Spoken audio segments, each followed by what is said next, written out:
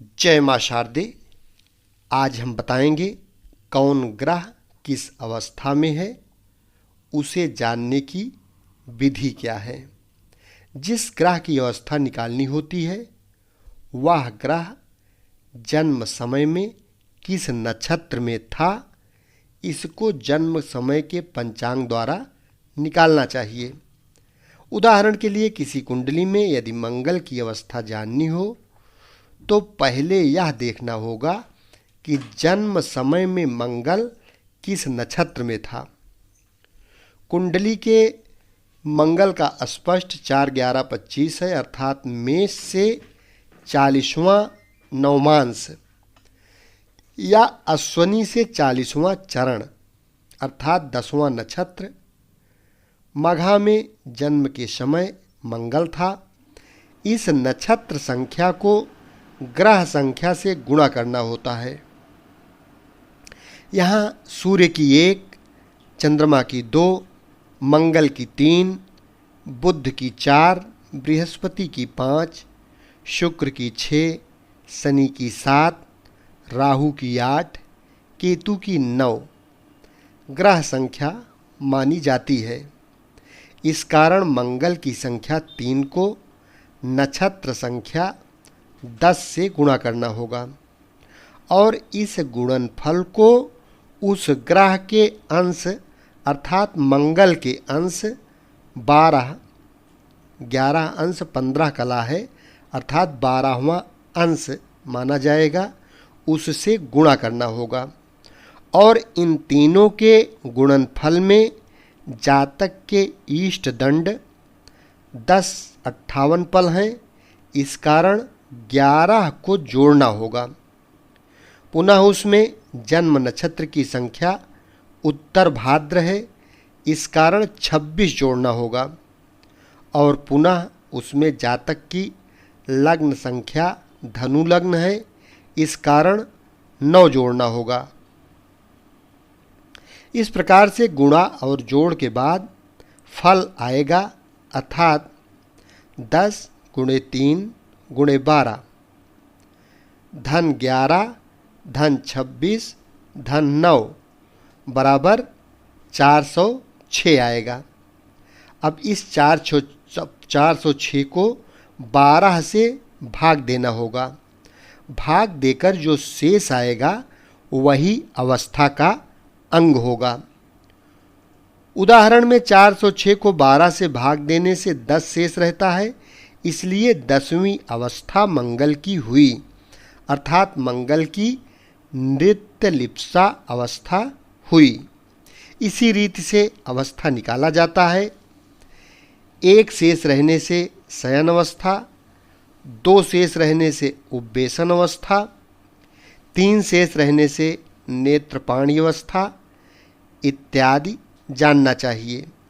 सुगमता से स्मरण रखने के लिए अवस्था निकालने के नियम को इस प्रकार से कहा जा सकता है: ग्रह नक्षत्र गुणे ग्रह संख्या गुणे ग्रह अंश धन इष्ट धन जन्म नक्षत्र धन लग्न भागे 12।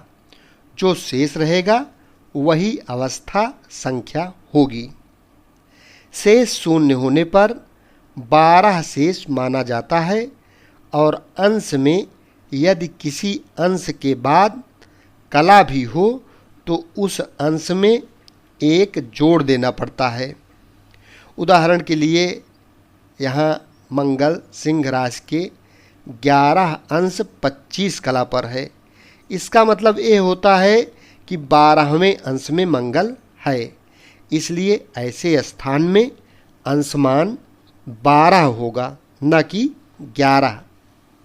पुनः यदि मंगल सिंह के 11वें अंश और शून्य कला विकलादि पर होता तो अंशमान 11 लिखा जाता।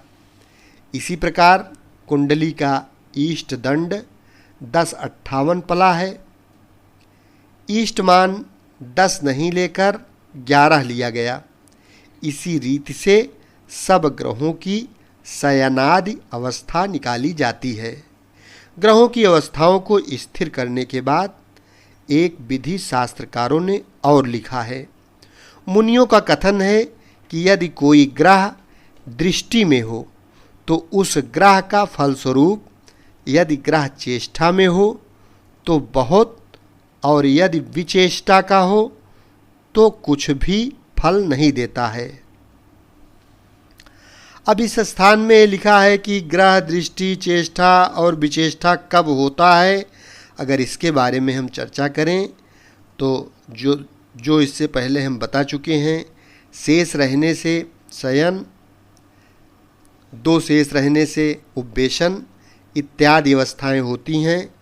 अवस्था का जो शेष अंक आए उस अंक को उसी अंक से गुणा करके उस वर्ग फल में स्वरांक जोड़ना होता है। स्वरांक जोड़ने के बाद जो फल आए उसको 12 से भाग देने के अनंतर जो शेष रहे उसे जिस ग्रह की अवस्था निकाली गई है उस ग्रह का क्षेपकांक जोड़ना पड़ता है, और उस अंतिम फल को 3 से भाग देने पर यदि शेष 1 रहे तो ग्रह दृष्टि, 2 रहे तो चेष्टा तथा 0 रहे तो विचेष्टा कहलाता है। इस प्रकार से स्वरांक और क्षेपकांक शब्दों के प्रयोग हुए हैं, उनका विवरण हम आगे आपको बता रहे हैं। यह सभी जानते हैं कि हर एक मनुष्य किसी न किसी नाम से प्रसिद्ध रहता है, चाहे वह किसी जात का हो। ऐसे नाम को साधारण भाषा में पुकार नाम कहते हैं, उर्दू में मौसमा कहते हैं। पुकार नाम उसे कहते हैं जिस नाम से सोते हुए पुरुष को पुकारा जाए और वह व्यक्ति समझकर कि पुकारने वाला उस व्यक्ति को संबोधित कर रहा है जाग उठे, उसी को पुकार नाम कहते हैं। इस स्थान में यदि किसी व्यक्ति के मन में यह प्रश्न उठे कि पुकार नाम से ज्योतिष के गणित का क्यों और कैसा संबंध हो सकता है, तो इस बात पर इस प्रकार विचार करना होगा कि प्रति व्यक्ति को अपने नाम से कुछ ऐसा घनिष्ठ संबंध मनसा वाचा कर्मणा, मन द्वारा, कर्म द्वारा, बोलने द्वारा हो जाता है कि यदि वह अपने नाम का किसी दूसरे व्यक्ति को देखता है तो तत्क्षण उसके मन में उस दूसरे व्यक्ति के साथ क्षणिक प्रेम तो अवश्य उत्पन्न हो ही जाता है। उत्तरी भारत में ऐसे व्यक्ति को मीता कहते हैं। मीता मित्रता का अपभ्रंश है। प्रति व्यक्ति को अपने नाम से कुछ घनिष्ठ संबंध हो जाता है। अन्य लोगों को सुनते ही उसके स्वरूप, गुण और अवगुण आदि का स्मरण हो जाता है।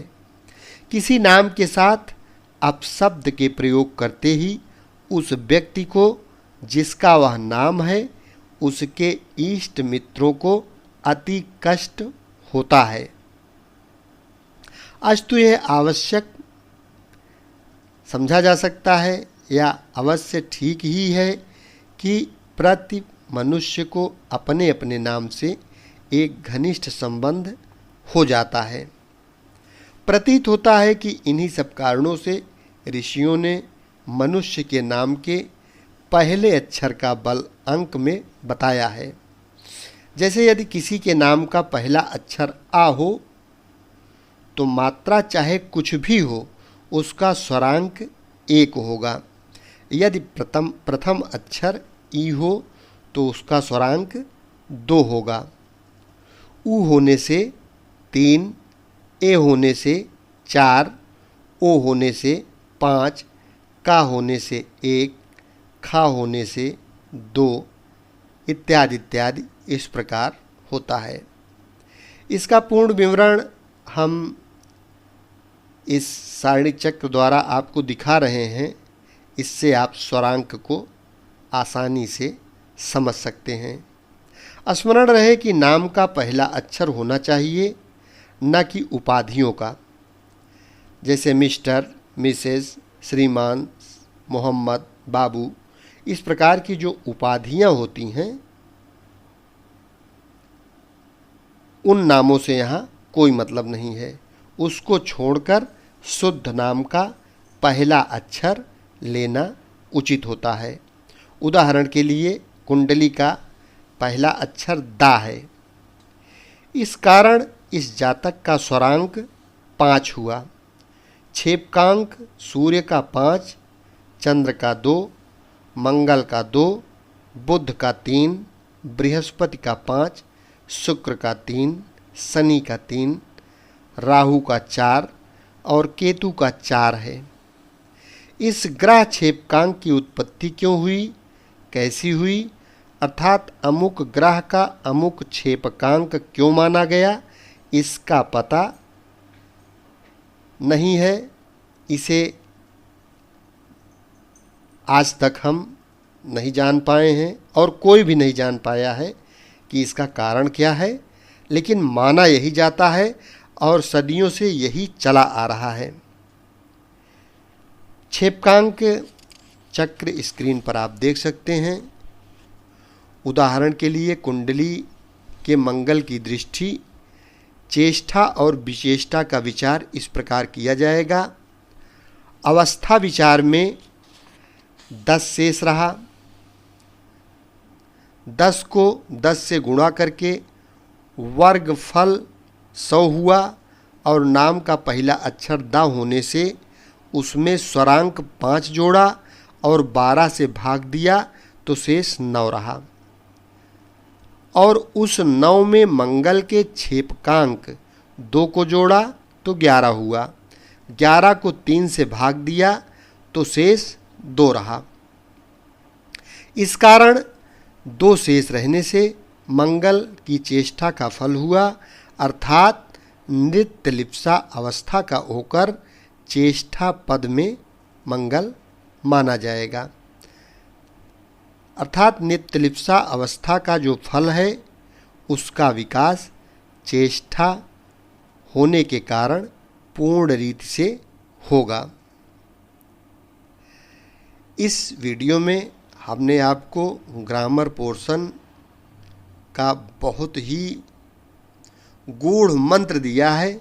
इससे आपको कुंडली का फलादेश करने में बहुत मदद मिलेगी। इसको आप कंठस्थ कर लीजिए। यदि चैनल को अभी तक सब्सक्राइब न किए हों तो सब्सक्राइब कर लीजिए, क्योंकि इस चैनल के माध्यम से संपूर्ण ज्योतिष सरल से सरल भाषा में आपको सीखने के लिए हमेशा मिलती रहेगी। शेष अगले भाग में। धन्यवाद। अगले भाग में हम जितने ग्रह हैं सब के 12 भावों के अवस्था फल का ज्ञान बताएंगे। धन्यवाद।